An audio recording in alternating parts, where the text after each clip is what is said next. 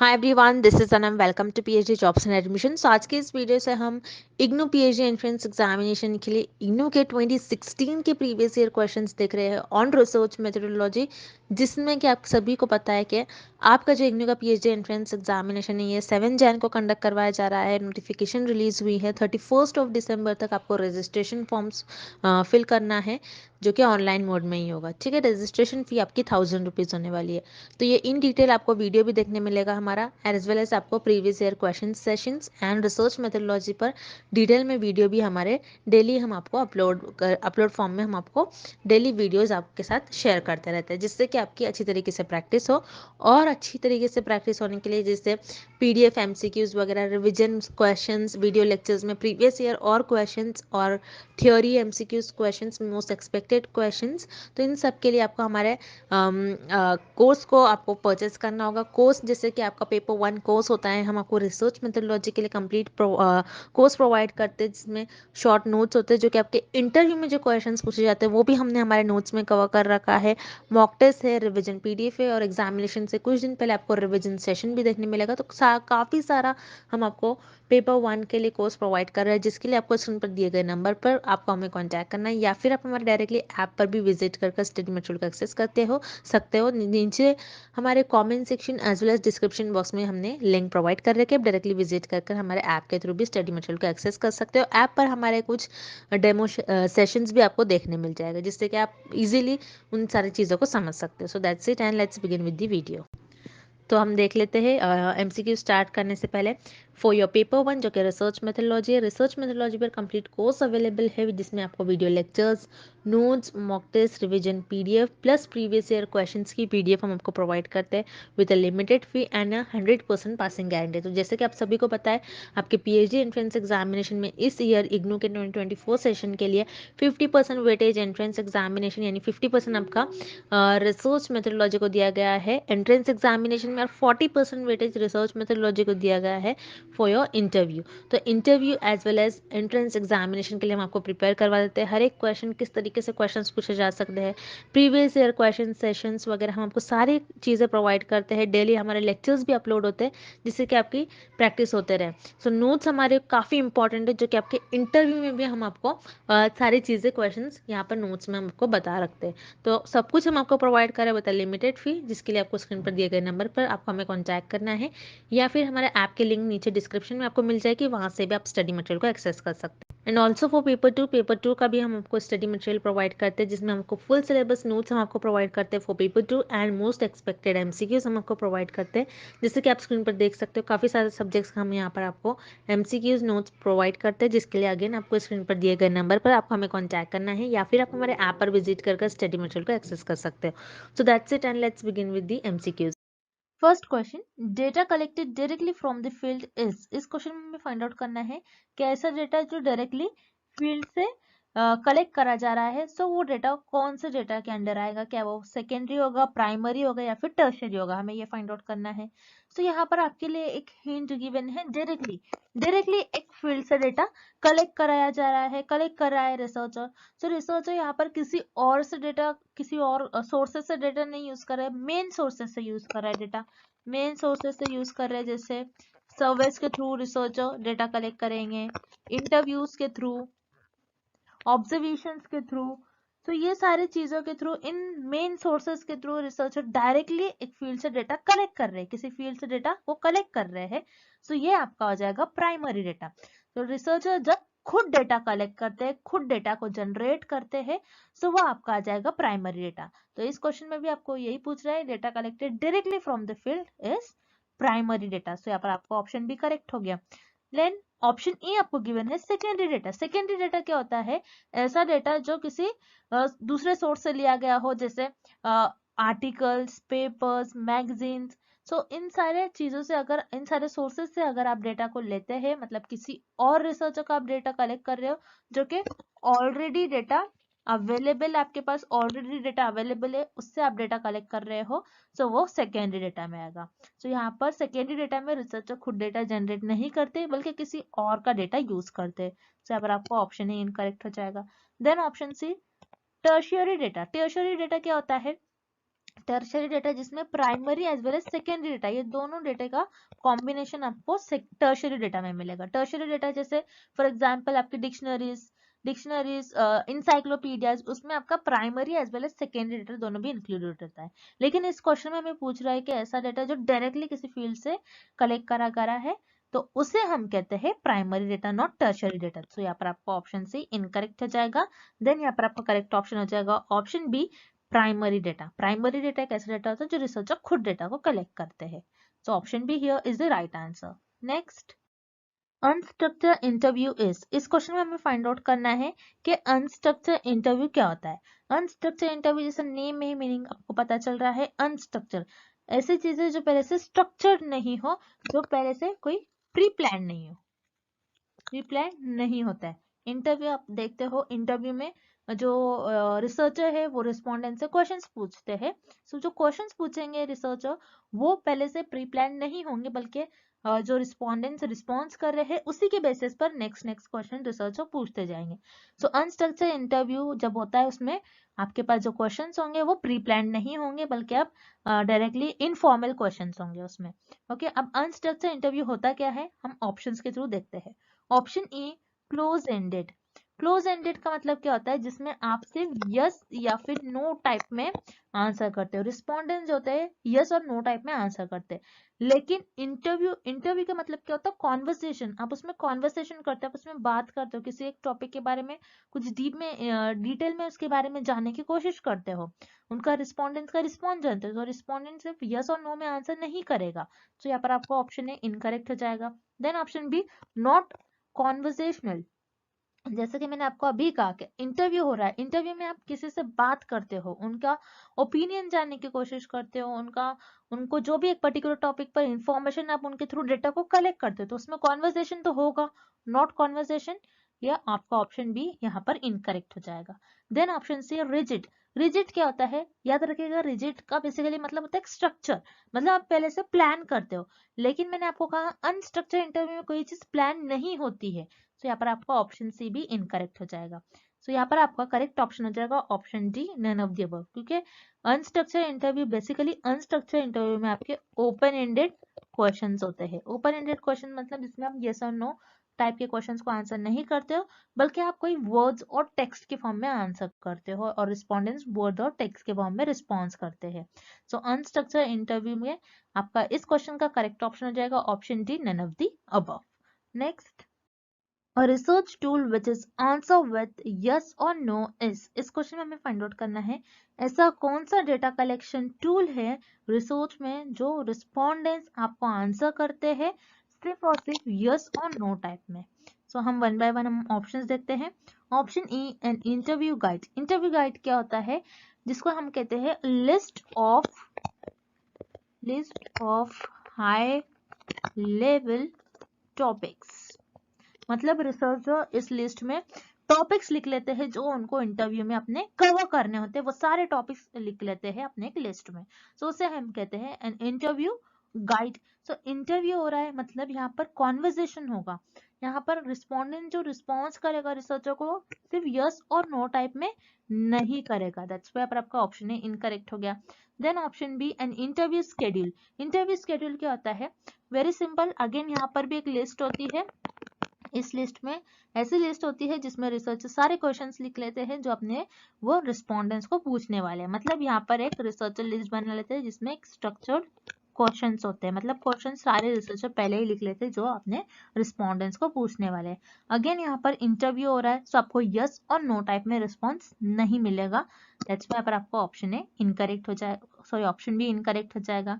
Then option D, case study. Case study क्या होता है, केस स्टडी याद रखेगा आपकी क्वालिटेटिव रिसर्च में एक डेटा कलेक्शन मेथड होता है। क्वालिटेटिव रिसर्च का डेटा कलेक्शन मेथड होता है जिसमें आप किसी पर्सन से या फिर कोई एक ग्रुप होता है उसमें किसी एक टॉपिक के बारे में रिसर्चर्स इन डेप्थ स्टडी करते हैं।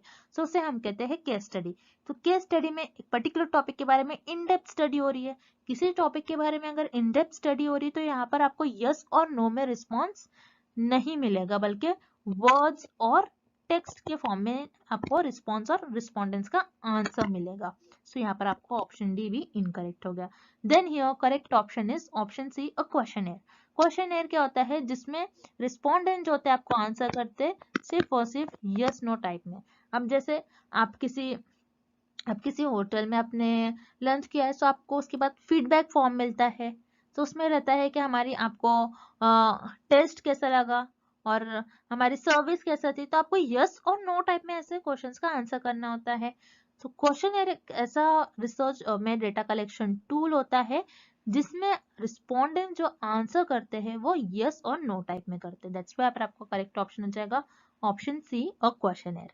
Next, While conducting experimental research, one should control the। इस क्वेश्चन में हमें फाइंड आउट करना है, जब रिसर्चर्स एक्सपेरिमेंटल रिसर्च परफॉर्म करते हैं और एक्सपेरिमेंटल रिसर्च कंडक्ट करते हैं, सो एक्सपेरिमेंटल रिसर्च के ड्यूरिंग रिसर्चर को कौन सा एक ऐसा वेरिएबल होता है जिसको कंट्रोल करना होता है। अब this is very important question. ये क्वेश्चन 2 बार रिपीट हो गया है। ये क्वेश्चन आपको 2018 और 2019 में भी पूछा गया था। तो आपको याद रखना है, क्वेश्चन जो होते हैं आपके प्रीवियस ईयर क्वेश्चंस बार बार रिपीट भी होते हैं। So this is very important question. Same question मैंने आपको नीचे डिस्क्रिप्शन बॉक्स में हमारे प्रीवियस ईयर क्वेश्चंस की लिंक भी प्रोवाइड कर रखी है। आप वहां से हमारे प्रीवियस ईयर क्वेश्चंस के वीडियो को एक्सेस कर सकते हैं, लेक्चर्स को एक्सेस कर सकते हैं। सो ये सेम क्वेश्चन आप देखिएगा 2018 में भी मैंने लिया था और 2019 में भी मैंने लिया था। सो उसी के साथ साथ हम इस क्वेश्चन को सॉल्व करते हैं।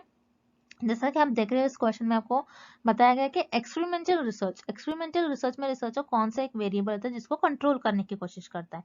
तो एक्सपेरिमेंटल रिसर्च होता क्या है, पहले तो आपको ये पता होना चाहिए। एक्सपेरिमेंटल रिसर्च में रिसर्चर इंडिपेंडेंट वेरिएबल का इफेक्ट देखते हैं कि वो डिपेंडेंट वेरिएबल पर कैसा इफेक्ट दिखा रहा है। तो रिसर्च और एक्सपेरिमेंटल रिसर्च में इंडिपेंडेंट वेरिएबल को चेंज करते रहते हैं, ये देखने के लिए कि चेंज करने के बाद डिपेंडेंट वेरिएबल पर कैसा अफेक्ट हो रहा है। अब मान लीजिए इस केस में आपका इंडिपेंडेंट वेरिएबल है वाटर एंड डिपेंडेंट वेरिएबल है प्लांट ग्रोथ। मतलब आप देख रहे हो, अगर आप किसी प्लांट को वाटर डालते हो तो उसकी ग्रोथ कैसी होती है। अगर आप ज्यादा वाटर डाल रहे हो कि ज्यादा ग्रोथ हो रही है, कम वाटर डाल रहे हो तो कैसी ग्रोथ हो रही है प्लांट की। तो आप ये देखते हो। सो इस स्टडी में हम क्या कर रहे हैं, वाटर हमारा इंडिपेंडेंट वेरिएबल है बिकॉज हम वाटर की क्वांटिटी कम ज्यादा कर सकते हैं, और डिपेंडेंट वेरिएबल है हमारी प्लांट की ग्रोथ, क्योंकि हम प्लांट की ग्रोथ को ऑब्जर्व कर रहे हैं। अब इस केस में क्या होगा, समटाइम्स आपके कुछ एक्स्ट्रा वेरिएबल्स आ जाते हैं जिसे हम कहते हैं एक्सट्रेनियस वेरिएबल। एक्सट्रेनियस वेरिएबल क्या होंगे स्टडी में, जैसे सनलाइट, विंड, टेम्परेचर, ये सारे जो वेरिएबल्स है आपके, ये एक्स्ट्रा वेरिएबल्स हो जाएंगे। हो सकता है कि आपकी सनलाइट की वजह से भी प्लांट की ग्रोथ हो सकता है कि टेम्परेचर भी इसमें एक इंपॉर्टेंट रोल प्ले कर रहा हो, टेम्परेचर की वजह से भी आपकी प्लांट की ग्रोथ हो रही हो। सो ये सारे जो वेरिएबल्स है आपके, ये एक्सट्रेनियस वेरिएबल है जो आपका एक्सपेरिमेंटल रिसर्च का पार्ट नहीं होता है, फिर भी आपके डिपेंडेंट वेरिएबल को अफेक्ट करता है। इसलिए रिसर्चर एक्सपेरिमेंटल रिसर्च में इन एक्स्ट्रा वेरिएबल्स को, इन एक्सट्रेनियस वेरिएबल को कंट्रोल करने की कोशिश करते हैं। दैट्स व्हाई आपका करेक्ट ऑप्शन हो जाएगा option B, extraneous variable. Next, which one is an example of quantitative data. इस क्वेश्चन में हमें फाइंड आउट करना है कि कौन से ऑप्शन में हमें क्वांटिटेटिव डेटा का एग्जाम्पल गिवन है। अब क्वांटिटेटिव डेटा का मतलब क्या होता है, ऐसा डेटा जो नंबर्स के फॉर्म में, और ऐसा डेटा जो क्वांटिफिएबल डेटा हो। क्वांटिफिएबल डेटा मतलब ऐसा डेटा जिसको आप काउंट कर सकते हो, उसे हम कहते हैं क्वांटिफिएबल डेटा। याद रखिएगा, क्वांटिटेटिव मतलब नेम में ही मीनिंग है जो क्वांटिटी बताए, और क्वांटिटेटिव डेटा में आपके पास टेक्स्ट ऑफ ए वर्ड्स के फॉर्म में आपके पास डेटा नहीं होता है, सिर्फ और सिर्फ नंबर्स के फॉर्म में होता है जिसको आप काउंट कर सकते हो। तो अब वन बाय वन हम ऑप्शन देखते हैं। ऑप्शन ए, सर्वे। सर्वे क्या होता है, सर्वे में याद रखिएगा आपके पास आपका जो सर्वे होता है, it is an example of quantitative as well as qualitative. ये क्वालिटेटिव डेटा और क्वांटिटेटिव डेटा, ये दोनों भी डेटा का एग्जांपल होगा आपका सर्वे। सर्वे में आप के पास जो डेटा मिलता है आपको, जैसे आप सर्वे में क्वेश्चन है, इसके थ्रू भी आपको यस नो टाइप में भी जो रिस्पोंडेंट्स है उनका आंसर मिलेगा, एज वेल एज आप क्या करते हो, फोन पर इंटरव्यू कंडक्ट करवाते हो मेल के थ्रू। सो यहाँ पर आपको यस नो और नंबर्स के फॉर्म में आपको डेटा नहीं मिलेगा, बल्कि वर्ड्स ऑफ टेक्स्ट के फॉर्म में मिलेगा, जो कि होता है क्वालिटेटिव रिसर्च में, क्वालिटेटिव डेटा में आपके पास ऐसा डेटा जो वर्ड्स और टेक्स्ट के फॉर्म में हो। तो इसीलिए सर्वे जो होता है आपका ये qualitative as well as quantitative data का एग्जाम्पल होता है। दैट्स पे आपका ऑप्शन है इनकरेक्ट हो जाएगा। Then option C polls. Polls में भी आपके पास दोनों टाइप के डेटा होता है, qualitative as well as quantitative. Polls में भी आपके पास दोनों टाइप का डेटा होगा, qualitative as well as quantitative. Polls में क्या होता है, आप ये देखते हो कि कोई एक पार्टी है, उसके जीतने के चांसेस कितने हैं, कितने परसेंट लोग कह रहे हैं कि ये पार्टी जीतेगी। तो यहाँ पर आपको नंबर्स के फॉर्म में मिल गया। और पोल्स में आप किसी पर्सन का, किसी एक पर्सन का ओपिनियन भी जानते हो। सो पोल्स में आप पब्लिक का ओपिनियन जानते हो, किसी एक पर्सन का भी आप ओपिनियन जानने की कोशिश करते हो। सो पोल्स भी आपका क्वांटिटेटिव डेटा का एग्जाम्पल नहीं होगा। तो यहाँ पर आपका करेक्ट ऑप्शन हो जाएगा ऑप्शन बी सेंसस। सेंसस ये आपका क्वांटिटेटिव डेटा का एग्जाम्पल हो जाएगा। सेंसस क्या होता है, जैसे इंडिया में हर 10 साल पर सेंसस कंडक्ट करवाया जाता है, जिसमें आपकी जो पूरी पॉपुलेशन है, पूरी पॉपुलेशन में जितने भी पूरे मेंबर है, उनसे डेटा कलेक्ट करा जाता है। सो इंडिया में हर 10 साल पर सेंसस होता है, जिसमें सारी पॉपुलेशन से इंफॉर्मेशन कलेक्ट करवाया जाएगा। सारी पॉपुलेशन से आप इंफॉर्मेशन कलेक्ट कर रहे हो, तो आपको जो इंफॉर्मेशन मिलेगी वो क्वांटिटेटिव डेटा ही मिलेगा, क्वालिटेटिव डेटा तो नहीं होगा, क्योंकि ऑब्वियसली आप पॉपुलेशन में से हर एक मेंबर से डेटा कलेक्ट कर रहे हो। तो पॉपुलेशन आपकी बहुत ज्यादा है, तो आप क्वांटिटेटिव डेटा का ही, क्वांटिटेटिव डेटा ही आपको मिलेगा। अगर आप क्वालिटेटिव डेटा के वे से जाओगे तो आपके पास बहुत अमाउंट में डेटा हो जाएगा, जिसकी वजह से आपको ऑब्जर्वेशन और एनालिसिस में प्रॉब्लम हो जाएंगे। इसलिए सेंसस सेंसस एक ऐसा ऑप्शन है, ऐसा एक एग्जाम्पल है जो आपका क्वांटिटेटिव डेटा का एग्जाम्पल हो जाएगा, जिसमें आप पॉपुलेशन में से हर एक मेंबर से डेटा कलेक्ट करते हो, जैसे उनकी एज, जेंडर, और वो मेल है या फीमेल है, इस तरीके से क्वेश्चंस, यस नो टाइप में क्वेश्चंस होते हैं बेसिकली। तो सेंसस आपका क्वांटिटेटिव डेटा का एग्जाम्पल हो जाएगा। सो यहाँ पर आपका ऑप्शन भी करेक्ट हो जाएगा, census. Next, what do you understand by hypothesis. इस क्वेश्चन में हमें हाइपोथेसिस की बेसिकली डेफिनेशन पूछ रहा है, हाइपोथेसिस क्या होता है।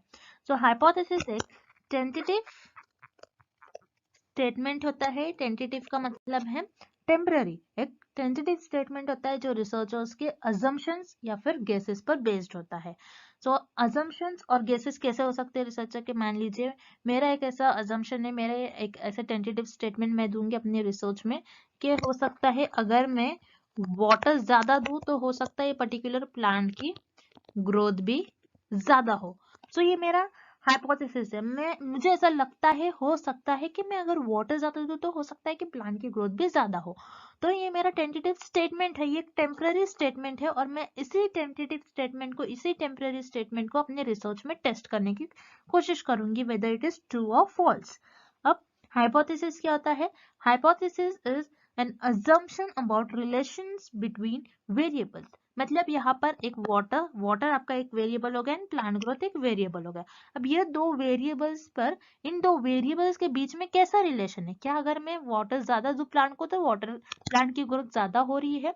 सो ये दोनों वेरिएबल के बीच में कैसा रिलेशन है, उस पर मेरा कुछ अजम्पशंस है, उस पर मेरे कुछ गेसेस है। हो सकता है कि वाटर ज्यादा दो तो प्लांट की ग्रोथ भी ज्यादा होगी। तो हाइपोथेसिस क्या होता है, बेसिकली आपका hypothesis is an assumptions about relation between variables. Variables के बीच में कैसा रिलेशन है, उस पर आपके अजम्पशन, उस पर आपके गेसेस, उसे हम कहते हैं हाइपोथेसिस। दैट्स पे आपका करेक्ट ऑप्शन हो जाएगा option C, assumptions about relations between variables। Next, which of the following can be used for data collection.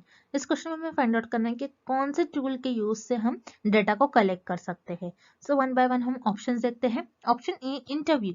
Interview क्या होता है, जैसे मान लीजिए मैं किसी एक्सपर्ट्स का इंटरव्यू लूंगी, कोई पर्टिकुलर डिसीज के बारे में मुझे जानना है, तो मैं एक्सपर्ट्स का इंटरव्यू लूंगी, उनका ओपिनियन जानने की कोशिश करूंगी और उनके थ्रू रिस्पॉन्स कलेक्ट करूंगी। मतलब मुझे यहाँ पर डेटा मिल रहा है, मैं इनके थ्रू डेटा को कलेक्ट करूंगी। सो इंटरव्यू भी आपका एक डेटा कलेक्शन टूल होता है, जिसके थ्रू आप डेटा को कलेक्ट करते हो। सो यहाँ पर आपका ऑप्शन में करेक्ट हो गया। Then option B, questionnaire. Questionnaire क्या होता है, जिसे हम कहते हैं लिस्ट ऑफ क्वेश्चंस। यहाँ पर लिस्ट ऑफ क्वेश्चंस होंगे, जिसमें आपको यस नो टाइप में उस क्वेश्चंस का रिस्पॉन्स करना होता है। तो क्वेश्चनियर्स में भी रिसर्चर क्या करते हैं, रिस्पोंडेंट्स को एक लिस्ट ऑफ क्वेश्चंस प्रोवाइड करते हैं, जिसे हम कहते हैं क्वेश्चनियर, और रिस्पोंडेंट उनको आंसर करते हैं और उनके थ्रू रिसर्चर डेटा को कलेक्ट करते हैं। तो यहाँ पर आपका ऑप्शन बी भी करेक्ट हो जाएगा, क्योंकि क्वेश्चनियर भी एक डेटा कलेक्शन टूल है। Then option C, observation. Observation sorry, observation के थ्रू भी आप डेटा को कलेक्ट कर सकते हो। जैसे ऑब्जर्वेशन, नेम में ही मीनिंग है ऑब्जर्वेशन, मतलब आप किसी चीज को ऑब्जर्व करते हो। मान लीजिए मैं किसी फॉरेस्ट में गई और मुझे एनिमल्स पर स्टडी करना है कि एनिमल्स का बिहेवियर क्या होता है, वो एक दूसरे के साथ कैसा बिहेव करते हैं, उनका लाइफस्टाइल उनका कैसा होता है। तो मैं उन सारी चीजों को ऑब्जर्व करूंगी, उनके बिहेवियर को, उनके मूवमेंट को, उनके सारी चीजों को मैं ऑब्जर्व करूंगी और ऐसा डेटा को कलेक्ट कर लूंगी। सो ऑब्जर्वेशन भी एक डेटा कलेक्शन टूल है जिसके थ्रू आप डेटा को कलेक्ट कर सकते हो। सो यहाँ पर आपका ऑप्शन सी भी करेक्ट हो जाएगा। So here correct option is option D, all of the above, because आप इंटरव्यू, क्वेश्चनर्स एंड ऑब्जर्वेशन, ये तीनों भी टूल्स के थ्रू आप डेटा को कलेक्ट कर सकते हो। सो यहाँ पर आपका ऑप्शन डी करेक्ट हो जाएगा, all the above. Next, which of the following is not true. इस क्वेश्चन में हमें फाइंड आउट करना है कि कौन सा ऑप्शन ट्रू नहीं है अबाउट रिसर्च। अब वन बाय वन हम ऑप्शंस देखते हैं। Option A, research simply means search for facts. So yes, हम रिसर्च में फैक्ट्स को सर्च करते हैं। अब फैक्ट्स क्या होता है, जो ऑलरेडी प्रूवन होता है। अब ऑलरेडी प्रूवन होता है तो हम उसको टेस्ट करते हैं, उसके बारे में सर्च करते हैं, ये देखने के लिए कि वो रियलिटी में एग्जिस्ट कर रहा है या फिर नहीं। सो यहाँ पर आपका ऑप्शन ए करेक्ट हो जाएगा। Then option B, research is purpose of investigation. Yes, research में हम किसी भी चीजों को इन्वेस्टिगेट करते हैं। इन्वेस्टिगेशन का मतलब एग्जामिन करना, उसके बारे में और डीप में जानना और नॉलेज लेना। So yes, research is purpose of investigation. यहाँ पर आपका ऑप्शन बी भी करेक्ट हो जाएगा, it is true about research. Then हम ऑप्शन डी देखेंगे, research include solution to problems. तो यस, रिसर्च इसीलिए तो कंडक्ट करी जाती है क्योंकि हम किसी प्रॉब्लम का सोल्यूशन देखें। अब प्रॉब्लम कुछ भी हो सकती है, जैसे कोई डिसीज हो गई, कोई किसी भी प्रॉब्लम पर आप अगर आप स्टडी कर रहे हो, सोसाइटी से रिलेटेड, इकोनॉमिक, कोई मनी से रिलेटेड, कोई कल्चर से रिलेटेड, तो आप किसी भी प्रॉब्लम पर अगर स्टडी कर रहे हो, जैसे मैंने कोविड डिसीज पर स्टडी करा, सो किसी भी प्रॉब्लम के अगेंस्ट सोल्यूशन सिर्फ और सिर्फ हम रिसर्च के थ्रू ही फाइंड आउट करते हैं। तो यहाँ पर आपका ऑप्शन डी भी करेक्ट हो जाएगा। बट इस क्वेश्चन में हमें पूछ रहा है कि कौन सा ऑप्शन इज नॉट ट्रू, कौन सा ऑप्शन करेक्ट नहीं है अबाउट रिसर्च। सो यहाँ पर आपको option A, B and D, ये तीनों भी ऑप्शन इनकरेक्ट हो जाएंगे, बिकॉज ये तीनों भी ऑप्शन ट्रू है अबाउट रिसर्च। और option C, research is disorganised detail inquiry. So यहाँ पर आपका ऑप्शन सी इनकरेक्ट है अबाउट रिसर्च, बिकॉज रिसर्च एक ऑर्गेनाइज्ड होता है। ऑर्गेनाइज्ड मतलब वहां पर आपको उसको कुछ ना कुछ स्टेप्स, रूल्स फॉलो करने होते हैं, आपको एक प्रॉपर प्लानिंग से जाना होता है, एक डिटेल में आप इंक्वायरी करते हो किसी भी चीज के बारे में। ऑर्गेनाइज होता है, हर एक चीज प्रॉपर सीक्वेंस में अरेंज होता है, एक प्रॉपर आपको दिखेगा कि प्रॉपर आप स्ट्रक्चर फॉलो कर रहे हो। सो रिसर्च हमेशा ऑर्गेनाइज होती है। सो यहाँ पर आपका ऑप्शन सी जो है इनकरेक्ट है about research. Research is disorganised detail inquiry. Next, for better accuracy in research which of the following should be taken care of. इस क्वेश्चन में हमें फाइंड आउट करना है, अगर आप रिसर्च कर रहे हो, रिसर्च में किसी टॉपिक पर आप रिसर्च परफॉर्म कर रहे हो, तो आपके जो रिजल्ट आएंगे एक्यूरेट कब आएंगे, आपको क्या करना होगा जब आपके रिजल्ट जो है एक्यूरेट आएंगे। तो वन बाय वन हम ऑप्शन देखते हैं। Option A, increasing the sample. Yes, आप अगर आप सैंपल्स को आपके इंक्रीज करोगे तो उतना ज्यादा आपको जो रिजल्ट मिलेगा एक्यूरेट मिलेगा। अब सैंपल्स क्या होता है, जैसे आप पॉपुलेशन है, पॉपुलेशन में से अगर 100 मेंबर्स है, 100 में से आपने समझ लो आपके जो सैंपल्स है उनमें 90 मेंबर्स को सिलेक्ट कर लिया, 100 में से आपने 90 लोगों को सिलेक्ट कर लिया, ये आपका सैंपल बन गया और इन 90 लोगों पर आप रिसर्च परफॉर्म करते हो। तो आपने ज्यादा सैंपल लिया, जितना ज्यादा आप सैंपल लोगे उतना एरर कम आने के चांसेस होते हैं, मतलब उतना आपका जो रिजल्ट है, जितना ज्यादा सैंपल आप लोगे, जितनी ज्यादा पॉपुलेशन में से मेंबर्स को सिलेक्ट करेंगे, उतना ज्यादा आपके रिजल्ट जो है एक्यूरेट आ जाएंगे। सो increasing the sample size, yes, इसके थ्रू भी आपके जो रिसर्च के रिजल्ट होंगे वो एक्यूरेट आएंगे। Then option B, unbiased data collection. तो यहाँ पर आपका ऑप्शन बी भी करेक्ट हो जाएगा, आपको अनबायस्ड बेसिस डेटा को कलेक्ट करना चाहिए। मतलब अब जब जैसे आपने इंटरव्यू परफॉर्म किया, आपने क्वेश्चनर्स के थ्रू रिस्पोंडेंट्स का रिस्पांस लिया, पब्लिक का आप ओपिनियन जानते हो, तो उसमें अगर मान लीजिए आपको 90% ऐसा 90% आपको करेक्ट इंक्वायरी मिल रही है और 10% नहीं मिल रही, तो आपको ये 10% को इग्नोर नहीं करना है, आपको प्रॉपर मेंशन करना है हर एक चीज को जो आ रहा है आपके रिजल्ट। आपको एकदम अनबायस्ड वे से डेटा कलेक्ट करना चाहिए, आपको आपके ओपिनियंस, अपने जजमेंट को आगे रखकर डेटा कलेक्ट नहीं करना चाहिए। तो अगर आप अनबायस्ड वे से डेटा को कलेक्ट करते हो तो आपके जो रिसर्च के रिजल्ट हो वो एक्यूरेट आएंगे। सो यहाँ पर आपका ऑप्शन ए एंड बी दोनों भी करेक्ट है, दैट्स वाई आपका करेक्ट ऑप्शन हो जाएगा option C, both A and B are correct. Next, in column chart bars are, इस क्वेश्चन में हमें फाइंड आउट करना है कि कॉलम चार्ट में बार्स आपके कैसे होते हैं, कि हॉरिजॉन्टल होते हैं, वर्टिकल होते हैं और स्लांटिंग होते हैं, कैसे होते हैं। सो कॉलम चार्ट क्या होता है, इस तरीके से आपका कॉलम चार्ट दिखता है जिसमें आप जो भी इंफॉर्मेशन मिलती है, आपका जो भी डेटा होता है, आप कुछ इस तरीके से प्लॉट करते हो। और कॉलम चार्ट में आपके जो बार्स होते हैं ये वर्टिकल होते हैं। तो वर्टिकल मतलब ऐसी कुछ लाइंस होती है और हॉरिजॉन्टल आपके ऐसी लाइंस होंगी, वर्टिकल ऐसी लाइंस होती है, आपको याद रखना है। तो कॉलम चार्ट में आपके जो बार्स होंगे वो वर्टिकल में होंगे, दैट्स व्हाई आपका करेक्ट ऑप्शन हो जाएगा option B, vertical. And thank you for watching this video, good luck with your preparations.